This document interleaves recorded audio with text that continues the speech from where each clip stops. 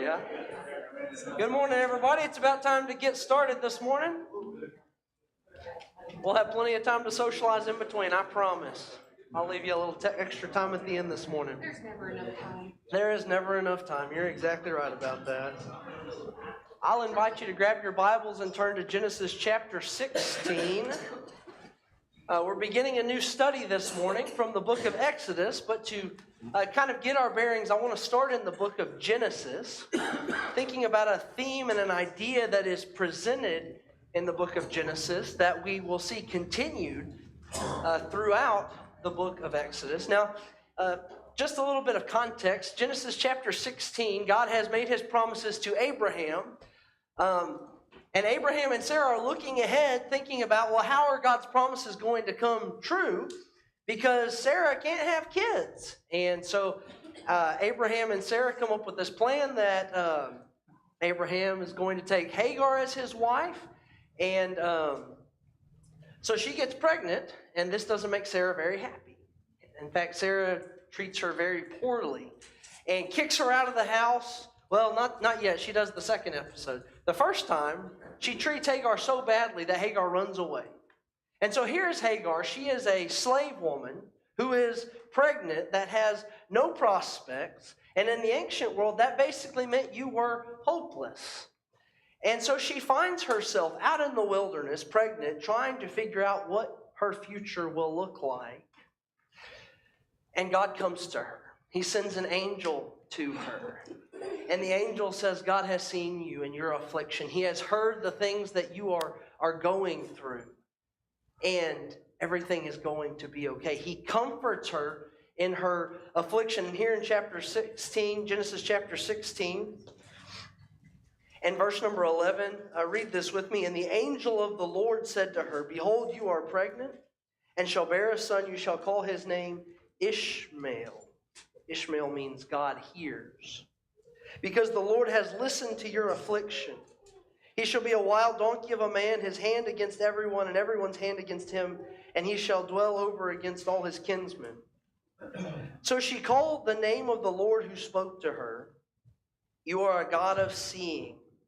For she said, truly here I have seen him who looks after me. I want you to notice that in this situation, my clicker's a little slow this morning, though. There we go.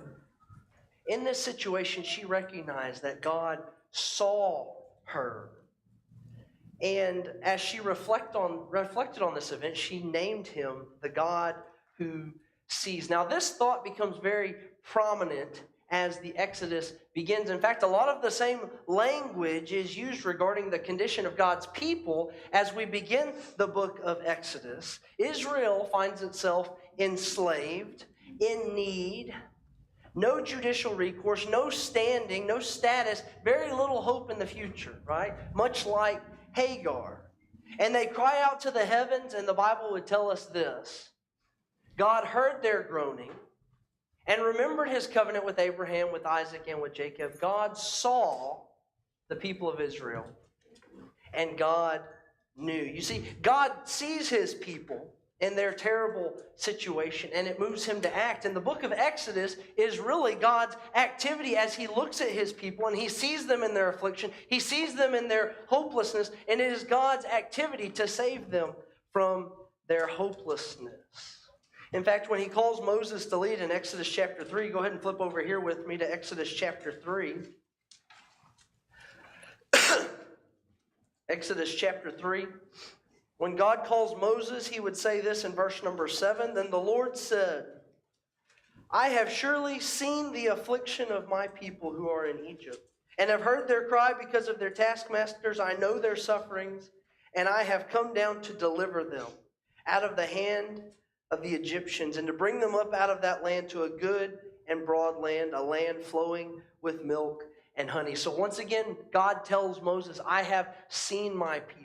And when Moses comes to the people and he delivers this message that God has seen them, he would say this in Exodus chapter 4 and verse number 31, and the people believed. And when they heard that the Lord had visited the people of Israel and that he had seen their affliction, they bowed their heads and worshiped. And so God has seen his people. And Exodus shows us what God does when he sees his people in hopeless situations, suffering affliction from an enemy and a master who is terrible to them. And it shows us what God does to save his people. But just as God sees his people, he also wants them to see him in his glory. Our theme verse that we're thinking about this summer from Exodus chapter 14 and verse number 13. Sorry, I'm a click behind already this morning. Moses would say to the people, "Fear not, stand firm, and see the salvation of the Lord, that he will work for you today." Exodus is a book of revelation about God as he shows what he can do in fulfilling his promises. Now, I've already kind of mentioned this as we've set up our summer series, but Exodus is the central story of salvation in the Scriptures. It's the one that most closely parallels what God is going to do or what God did do for us through Christ and the salvation that we receive in totality through Christ.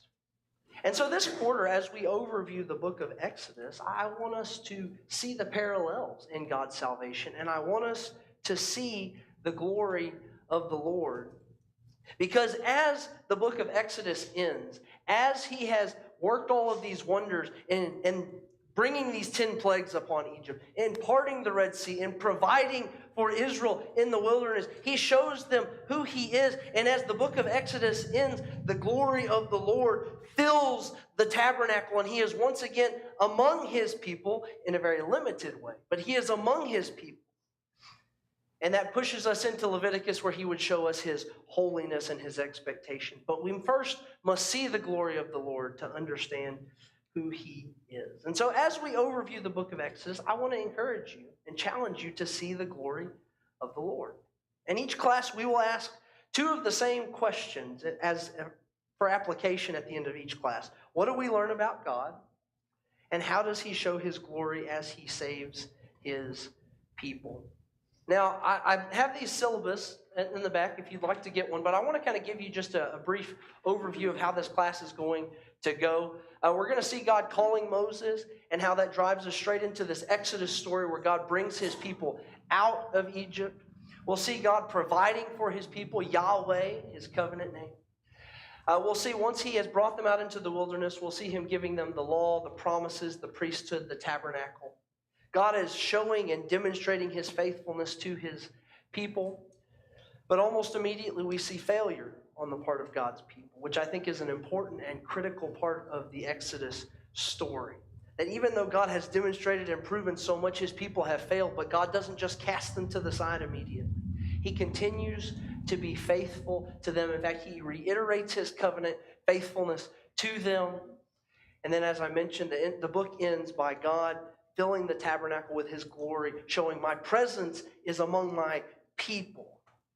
And so as we go through Exodus, it is 40 chapters, and so it's going to be a pretty quick pace that we take as we look at this book. But we're going to slow down at some very key points as we look at Exodus, specifically the Passover. We'll slow down. We'll slow down as we look at salvation through the Red Sea, and as we look at chapters 32 and 33, Moses' intercession with God. But again, the goal is to see God's glory through his activity and see what makes him worthy of our trust and our faithfulness today. All right, everybody on board with me where we're going? We're going to blitz through Exodus. So let me just kind of start with a little bit of context, talking about how we got here. Our first class, we're going to look at the call of Moses, and chapters 3 through 4 will be primarily our focus. But look at Exodus chapter 1 with me. Exodus chapter 1, the first seven verses really connect the dots for us to tell us how we got here. There's a rehearsal of Israel's sons who would become the 12 tribes of Israel: Reuben, Simeon, Levi, Judah, Issachar, Zebulun, Dan, Naphtali, Gad, Asher, Joseph, Benjamin. I've been practicing that. Can you tell? But those become very important names throughout the rest of Israel's history. It talks about the number of people that were in Egypt when Genesis ends and now as Exodus begins. And I want to just hit on this briefly because, these are sections of Scripture we tend to skim over, don't we? I don't know if you're like me. You get the genealogies, you get the list of names, you go, I heard that before. That's going to put me to sleep, right? We tend to skim those. But what I want you to see is that these lists remind us of where we've been. And they also emphasize things that are important. These names, these people, they are 70 people when they are in Egypt. And here, a few short verses later, what we're going to find is they have multiplied into hundreds of thousands, possibly even millions of people. And that just reminds us, God is fulfilling his promises. God is doing what he said he would do to his people, despite the circumstances that they find themselves in. And so these names will be important. They tie us back to the Abraham story. But chapter 1 and verse number 7 actually takes us all the way back to the very beginning. Verse number 7 says, "But the people of Israel were fruitful and increased greatly. They multiplied and grew exceedingly strong so that the land was filled with them." Let me ask you, does that language sound familiar to you? What does that remind you of? Yeah. God instructing Adam and Eve to be fruitful and multiply. That's right. As people made in God's image, one of our primary functions in this world is to be fruitful and multiply and fill the earth. And that is what God's people are doing. They are following and abiding by what God has designed for them to do and be. And obviously they're doing it in a very limited sense as they're enslaved in Egypt. But this verse is important because chapter 1 and verse number 8 takes a very significant turn, a turn for the worst, right? What begins to happen, or what do we learn has happened in chapter 1 and verse number 8? New management. New management, yeah. You're exactly right. A new king has come into power. Now, I don't know the exact timeline. I tried to piece this together. It says there was a new king that shows up who didn't know Joseph, right? And so we know from Scripture that Israel was enslaved for 400 years here in Egypt. So my guess is it was probably at least a generation, probably 2 generations removed from Joseph, that this man comes into power, and he doesn't know Joseph. He doesn't know all the things that he had done for Egypt, for their good. And furthermore, he looks at the people, and what does he say? He says, this is a lot of people. If they decide to turn against me, we're going to be in a really bad spot. And so this king, as he is thinking about his political power, as he is thinking about his own kingdom, he says, I've got to do something to manage the risks that are in front of me. And what that meant for him is that he subjects Israel to slavery. In fact, you look there in verse number 9 through 11. He said to his people, behold, the people of Israel are too many, too mighty for us. Come, let us deal shrewdly with them, lest they multiply, and if war breaks out, they join our enemies and fight against us. Therefore they set taskmasters over them to afflict them with heavy burdens. So here you have a once wonderful situation where Joseph has brought his family into the land of Goshen as part of Egypt and has provided everything for them. And now they're slaves. Now, where are the promises of God in all of this? Where is the provision of God in all of this? You know, this plot twist ought to make us ask these sort of questions. Now, I know we've read ahead in the story and we know how it ends. But we need to see these circumstances seem pretty impossible. Because for 400 years, God's people would be under the thumb of the most powerful nation in the world. They had no standing. They had no recourse. They had nothing to be able to get out of slavery. And yet here they are, completely hopeless. And we need to observe this hopelessness. They can do nothing to free themselves. But God can, and he will make a way for them if they do what he says. Now, this is a bad situation that will only get worse. We learn this in chapter 2, verses 23 through 25. They're at a place where they're just crying out to the heavens, saying, can somebody please help us? Can somebody please help us? But it's in this context that we are introduced to Moses. Now, Moses, you may know this story. Moses has a very unlikely survival story. So part of Pharaoh's consolidation of his power to mitigate these risks, what was one of the things he commanded be done to the Israelite children? Yes, they were enslaved, but even worse than that. Kill the babies, right? He said, he actually came to the midwives and he said, whenever boys are born, you kill them. Now, the midwives feared God, and they refused to do that. And that's a whole study in and of itself. These midwives are a profound example of even when God seems absent, you still fear him, and he provides for you. But they didn't do that. And so Pharaoh says, well, if you're not going to do it, I'm just going to tell my people, if you find one of these Hebrew boys, you throw them into the Nile River. Now imagine living in this time, the kind of fear that you would have as the people of God, the kind of fear you would have as a parent, you know? And so here are Moses' parents, and they become pregnant during this time. And Moses' mother refuses to do what Pharaoh said, obviously. She hides him, she has him. And she keeps him alive as long as she can. For 3 months, she hides this baby. Now, can you imagine the sort of anxiety that she had to have lived with day by day by day? Moses was born in unlikely circumstances, but eventually she couldn't keep him hidden.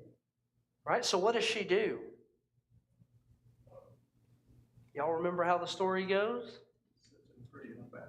She sets him free in a basket. Yeah, you know, I thought about this story. It seems really odd. What do you think his mom was thinking, putting him in a basket and floating him down the river? I came up with some different scenarios in my mind. The Bible doesn't tell us. I wonder if maybe she knew that Pharaoh's daughter bathed down here and she was going to float the basket down towards her. I don't know, but she couldn't bear to see her child die. And so she floated him off down this river where, and she watches him. You know, there's some really interesting details here. Her sister, verse number 4 of chapter 2, Moses' sister rather, stood at a distance to know what would be done to him. So the mom couldn't watch, but the sister kind of watched to see what happened. And Pharaoh's daughter finds Moses. And it says there in verse number 6, she opens the basket. When she saw the child, the baby was crying. And her heartstrings are pulled. It says she took pity on him and said, "This is one of the Hebrews' children." And then Moses' sister does something very bold. Then his sister said to Pharaoh's daughter, "Shall I go and call you a nurse from among the Hebrew women to nurse the child?" And Pharaoh's daughter says, "Go." And so Moses has this unlikely survival where not only is he saved, but he's given this wonderful new opportunity to live in Pharaoh's palace as the son of Pharaoh's daughter. Can you imagine how the tides have just turned here dramatically for Moses? He had a new lease on life. But you know, it's interesting. As Moses grew up, he was still raised among the Hebrews. His mother nursed him, and it was obvious he still had Hebrew influence because as we get into verse number 11, Moses goes out to see his people. He realizes and he knows, the Egyptians are not my people. I am a Hebrew. In fact, the writer of Hebrews would tell us that Moses even refused to be called the son of Pharaoh's daughter. He had some pretty strong convictions about who he was. He was a Hebrew. But even still, he was raised in Pharaoh's house. So think about this. If he was raised in Pharaoh's house, what might this do for him? How might being raised in Pharaoh's house prepare Moses for the future that we know is coming for him? He knew everything in the palace, and so when he was having to do all those things, he already knew everything. Okay, yeah, so he was familiar kind of with the systems that were in place there. Sure. He would have been well trained in leadership and in army and fighting and skills like that. Sure. Plus a very good education. Yeah, so perhaps he has a better understanding than most of the inner workings of Egyptian culture, especially. Yeah, as far as being educated and things like that. What else? Any other ways this might help him in the future? He might have had contacts with some of the officials and Sure. people that were close to Pharaoh. Yeah. You know, and the only reason I'm bringing this up, is we find Moses later on in the book of Exodus. He goes into the palace. He has an audience with Pharaoh. He has a certain level of confidence about himself. Now, certainly God is helping him, right? He doesn't want to go in there, but certainly God is helping him. But it seems very obvious that Moses has some clout, some credibility to be able to go have an audience with Pharaoh and to be able to have the conversations that he needs to have. Obviously, I believe God has positioned him for this very thing. But it's obvious what God is working from the very beginning of Moses' life. Now, it's interesting here in the book of Exodus, the first part of chapter 2, verse number 1 through 10, that's his childhood. And that's all we know about Moses' childhood. Yes, ma'am. It strikes me that his mother had to take him back herself. Yeah. Yeah, but what a blessing she had, to be able to nurse him for the time that she did. You're exactly right. Yeah. So we don't have much about his childhood. We know that he was found, and then the next time we are introduced to him, or we see him in action in verse number 11, he's about 40 years old. It's obvious, though, he knew where he came from. Yes, sir. I would say one thing that's obvious through this and is also in the New Testament, God's in control of this whole situation. That's right. If you go back to Genesis 15, God told Abraham that his descendants would be in a land that would not be theirs, and they would be in affliction for 400 years. That's right. So God knew what he was doing. He had a plan. Sure. And part of this plan was, I always think of Moses, because he was in the palace. And then, of course, he had to flee. It complicated in so many aspects. The person he was and the person he became. Yeah, it's interesting as we go through the book of Exodus. Those are some of the things I hope to touch on. We do see an evolution in the person of Moses through the experiences that he had. And I think one of those experiences is when he does have to flee the palace, which I'll get to that more in just a minute. But you're exactly right. God's hand in all this is obvious. And usually, God's hand is obvious in hindsight if we're willing to see it and appreciate it. But God was preparing Moses for this time, for the fulfillment of the 400 years, for the completion of his plan to bring out his people. You're exactly right. The promises to Abraham there in Genesis chapter 17, which we'll talk about here more in just a few weeks. But, we don't know much about how Moses was raised, what that looked like, but it was obvious he knew who the kind of person he needed to be. He knew his people, and he was willing to stand up for them. As we get into Exodus chapter 2 and verse number 11, one day when Moses had grown up, he went out to his people and looked on their burdens. And he saw an Egyptian beating a Hebrew, one of his people. And the text is emphatic that Moses sees himself as a Hebrew. He doesn't want to be associated with the Egyptians. He wants to be associated with God's people. Verse number 12, he looked this way and that, and seeing no one, he struck down the Egyptian and hid him in the sand. Now, he saved this guy, right? And you would expect that this guy would have some sort of appreciation for that, right? But how does the guy respond? The next day, two Hebrews are fighting, and what do they say? You going to kill me like you killed that Egyptian?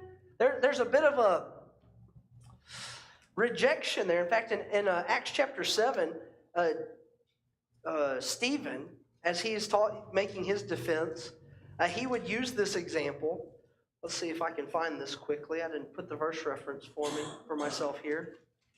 Verse number 25, chapter 7. He supposed that his brothers would understand that God was giving them salvation by his hand, but they did not understand.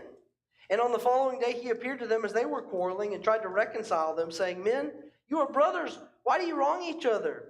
But the man who was wronging his neighbor thrust him aside, saying, Who made you a ruler and a judge over us? Do you want to kill me as you killed the Egyptian yesterday? And so you see here, Moses, he saved this person, but it was misunderstood.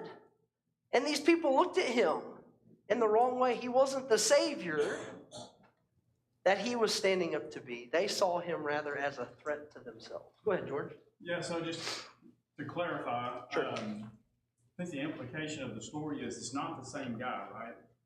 Right. It's somebody different. Somebody different, yeah. Because that's why Moses thinks words got around. Okay. You know what I mean? Yeah, that's right. So I better get out of here, that's kind of the. Yeah, so the man that he saved was perhaps not the one that was He saying may this. have been appreciative for being saved, who knows, but Sure. this next fight the next day suggests that a word has spread about what I did, so. Yeah. Yeah, and word has spread so much that Pharaoh hears about it, right? And Pharaoh is not happy at all. Pharaoh, in fact, the text tells us there in Exodus that Pharaoh wants to kill Moses. Verse number 15. And so Moses has to flee and go to another land, a foreign land, where he lives, the land of Midian. Go ahead, Noel. I will not read too much of this, but I think there's fear in the statement that's been made. I mean, if the Egyptians found out there's a dead one done by the Hebrew, can you imagine the retribution that will come back Sure. against them? So I was wondering if these people were doing this out of fear and anger, or, you know, just. Yeah. Well, there's obviously, Make our life even worse. and that's a great point. You know, there's obvious, what we see from the people of Israel is there's a lot of fear just all around. They're afraid of the Egyptians. They're afraid of going into the wilderness. They're afraid of God. They're just afraid of all kinds of things.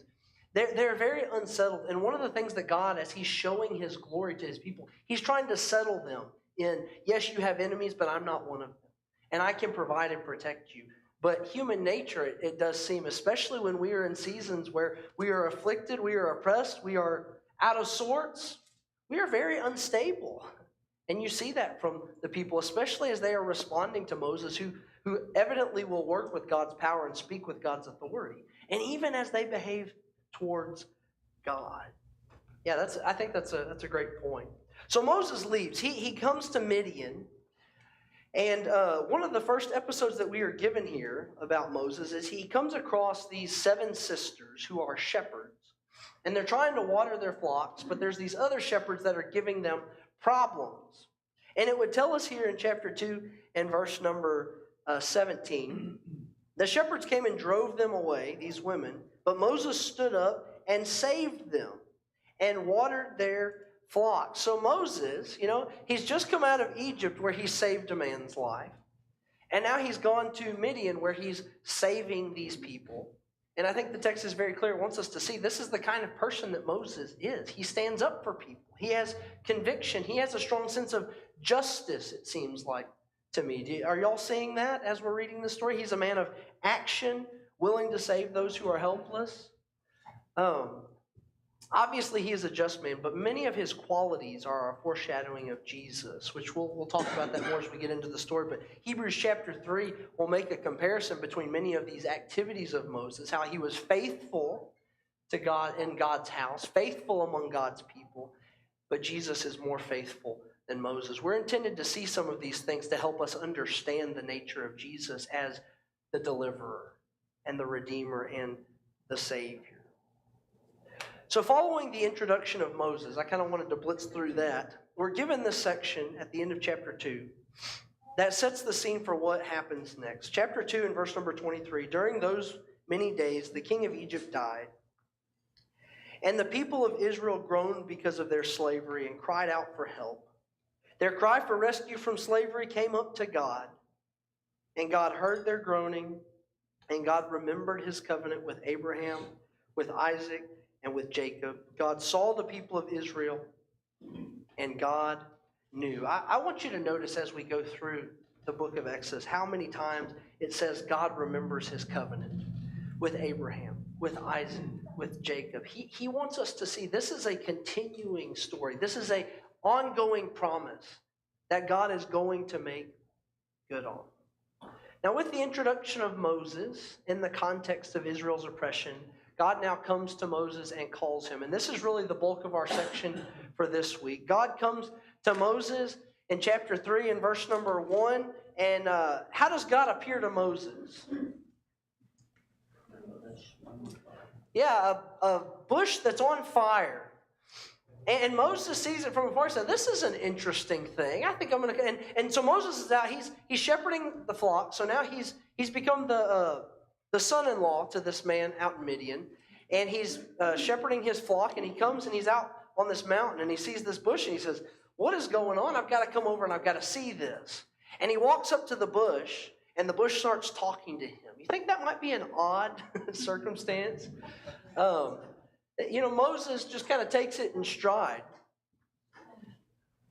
But God speaks to Moses, and do you know the first thing that He says to Moses? It says, take off your shoes, for the ground that you are standing on is holy ground. Now, I thought about this idea of a bush and a flame of fire, and I was trying to think about what significance that might have. And I thought about, the text is not explicit about this, but I thought about the last time in Scripture that we saw some sort of a tree or bush and fire together.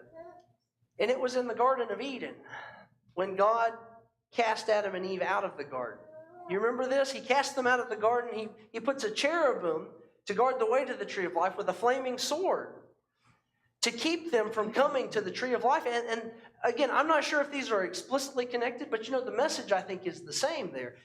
In Genesis, the message is you can't come in here because of your sin and because of my holiness. Life is here, but I'm God, and I have to keep you away from that. And that's kind of what we hear God say to Moses, isn't it? I want you to come close to me, but don't come too close. You can't come in here because this is holy ground. This is a foreshadowing of really what Leviticus is going to emphasize about God. He is a holy God. He wants to be with his people, and he calls his people to himself. I mean, isn't that what he's doing? He calls Moses to himself. He says, you can't come all the way because of my holiness. There are limitations that you have. But he draws Moses closer with the remembrance of his promises. If you look there in chapter 3, verse number 8, God says, I have come down to deliver my people out of the hand of the Egyptians and to bring them up to a land flowing with milk and honey. Verse number 6, he would once again say, I am the God of your father, the God of Abraham, the God of Isaac, the God of Jacob.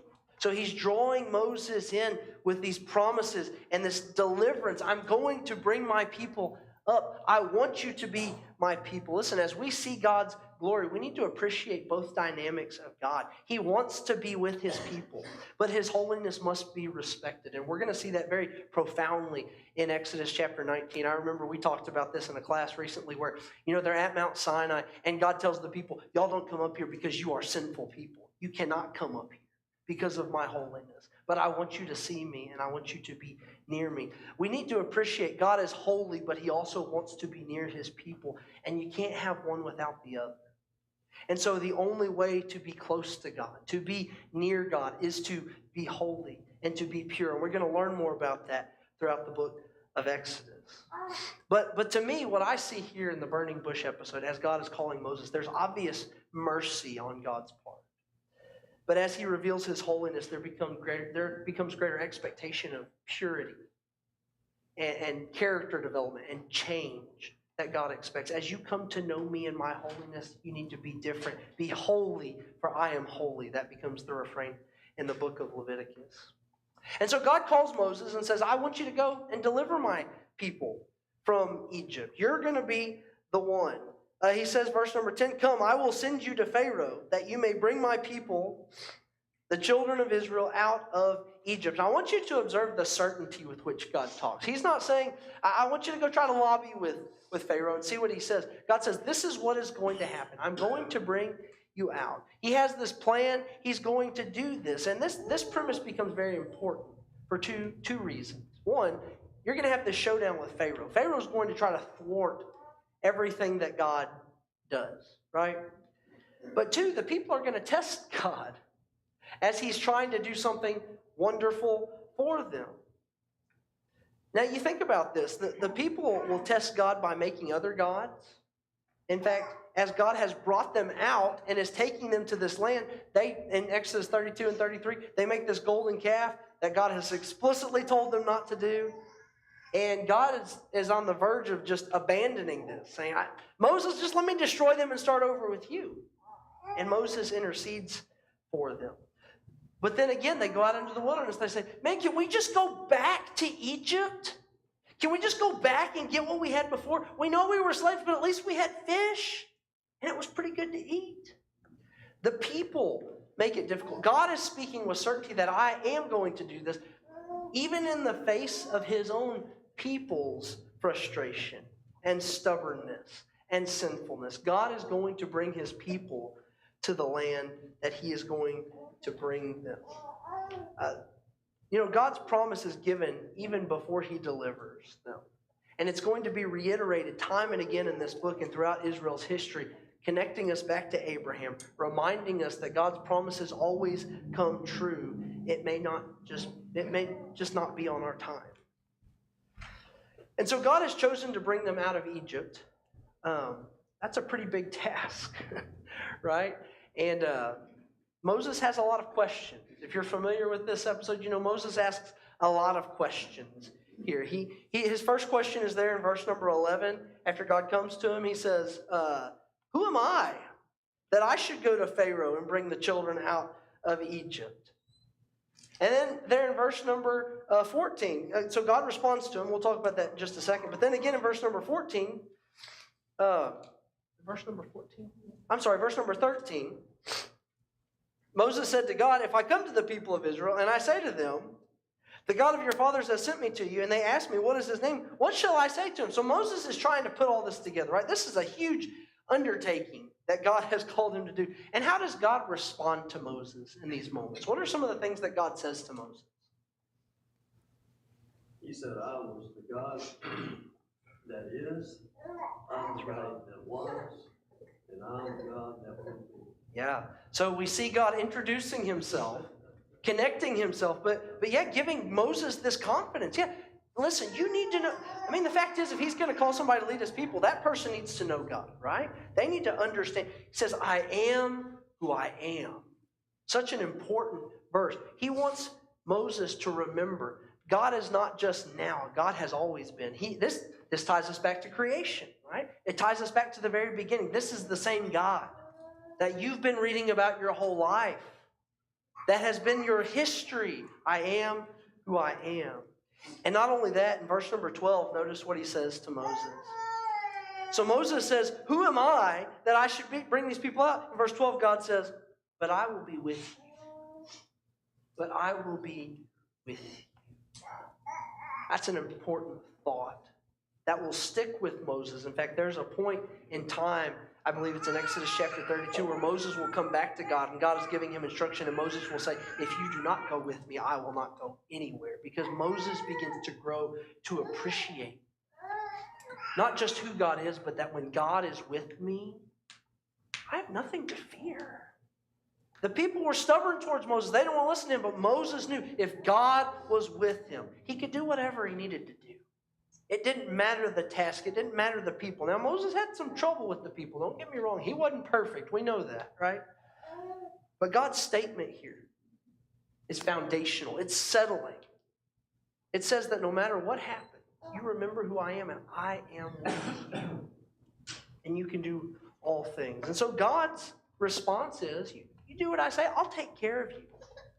After all, that's what he promised, right? And then what we see here is that God reiterates his promises in verses 15 through 17.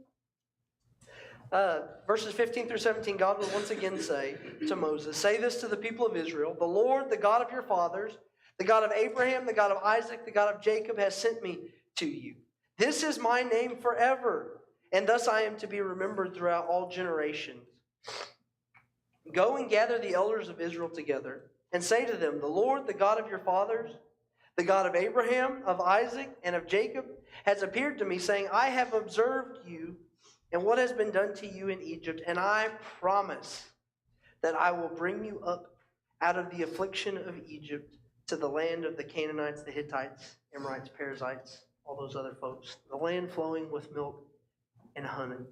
This sort of repetition is all throughout Exodus. Read history, think about what God has said, know the stories of Abraham, Isaac, and Jacob, and trust, God is saying. Trust, I am going to do what I promised I will do. In fact, like George had mentioned earlier, if they were to go back and read the story of Abraham, they would know God said, 400 years, and then I'm going to bring you out. Listen, this is a paradigm-setting chapter for us, a paradigm-setting story. Because it's the same for us. We have to go back and read the promises of God. Read the timelines that God gives us. Remember that it happens whenever he says it's going to happen. And he's always in control of these things. But Moses wasn't done with his questions. That was just his first round of questions. Who am I? What am I supposed to say? Moses' next round of questions are a little more like excuses.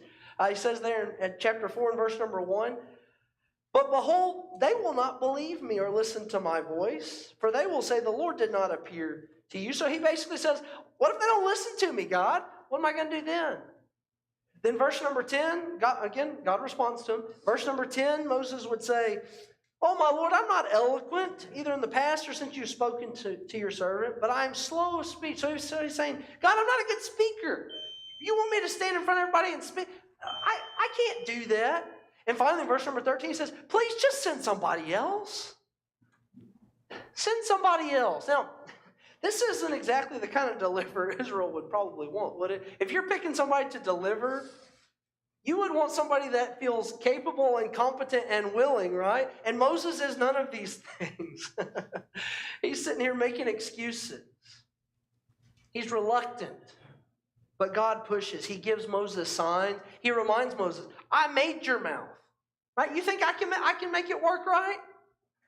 How foolish of Moses to say that, right? Hey, we make the same sort of excuses today, don't we? We do sometimes. I can't do that. You know, Moses' excuses anger God. They anger God. But Moses finally realizes, this is what I need to do. And I think that this episode really emphasizes God's work and not the messenger. Because God's going to deliver his people even with somebody like Moses. And Moses is going to grow through it, and he's going to learn. And we can too. You know, we may not think we're the person cut out for the job. God can make us into the person for the job. If we hear him calling us to do something, we respond and we do it. And so Moses does what God tells him to do. But not without some drama. There's an interesting episode here, and I don't want to dig too deeply into it, where he's traveling from Midian back to Egypt, where God tries to kill Moses for not circumcising his son. It's interesting. I'm not sure exactly how God tried to kill him, but while Moses is enduring this, his wife Zipporah goes and cuts off the foreskin of Moses' son, circumcising him, and God relents. Some suggested that Moses had neglected doing circumcision for the sake of his wife. She was a Midianite. Some people have suggested that Moses just had neglected to do it just because he wanted to. Whatever the reason, it's evident that God cared very deeply about covenant faithfulness, and circumcision was the sign of the covenant. And if Moses was going to lead God's people into covenant faithfulness, he needed to get his house right before he led God's house. That's really what I think we're supposed to see from that episode. And so Moses' wife performs this act grudgingly. Moses continues, and he goes to meet his brother. And from there he would talk to Aaron, and they would talk to the people. And the chapter 4 ends like this. Aaron spoke all the words, verse number 30, that the Lord had spoken to Moses, and did the signs in the sight of the people. And the people believed. And when they heard that the Lord had visited the people of Israel, and that he had seen their affliction, they bowed their heads in worship. At this point in the story, it's important to note that God knows that Pharaoh's not going to listen to him. Look at chapter 4 and verse number 19. And the Lord said to Moses and Midian, go back to Egypt, for all the men who are seeking your life are dead. That's not the verse reference that I had at all, that I wanted at all. Well, I'll have to find it, because that's not the one. Here we go, verse 21. And the Lord said to Moses, when you go back to Egypt, see that you do before Pharaoh all the miracles that I have put in your power, but I will harden his heart so that he will not let the people go. Before this all starts, God knows the state of Pharaoh's heart. He knows that Pharaoh's not going to listen to him. And God's going to tell Moses this over and over again. Because God knows that his request to Pharaoh is going to be a showdown where he reveals his glory and the world will see his power. The events that we're about to get into, Exodus chapter 5 through 15, are events that were orchestrated by God on purpose to save his people and to show the world his transcendent glory. And so that's what we're going to see next week as we begin looking at chapter 5. Moses and Aaron will talk to Pharaoh, and the showdown will begin. So let me just take a step back. As we've thought about all of this morning, let me just ask the question. As we are introduced to Moses, as we're introduced to this scenario, what are some things that we learn about God here from the very beginning of the book of Exodus?